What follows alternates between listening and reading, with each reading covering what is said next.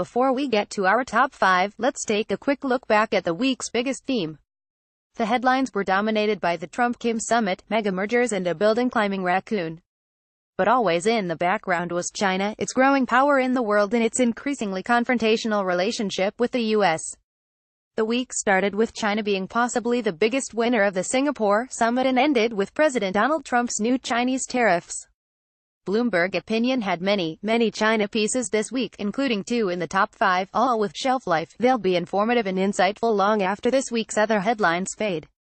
The top 5. Singapore is a great example for Trump and Kim. Tyler Cowen. Singapore is an especially wealthy nation, with a per capita income of about $90,000, well above that of the U.S.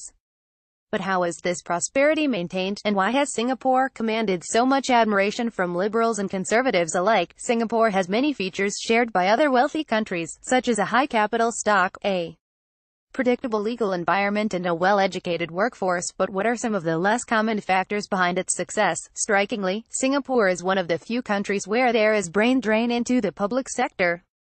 This stems partly from the high salaries paid.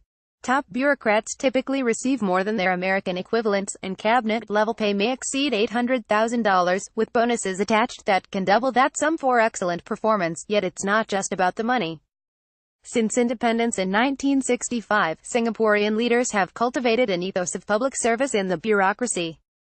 The country moved from being relatively corrupt to having one of the best ratings on transparency indexes.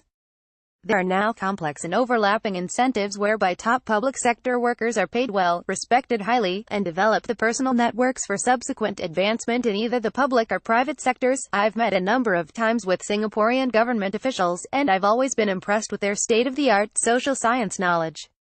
The participants typically have top educational backgrounds, doctorates from Harvard or Princeton or common, and now 2 of Singapore's universities have achieved world-class status. Their analysis is pragmatically geared toward finding the right answer or at least a workable solution. Click here to read the rest. China is far richer than it would like to admit.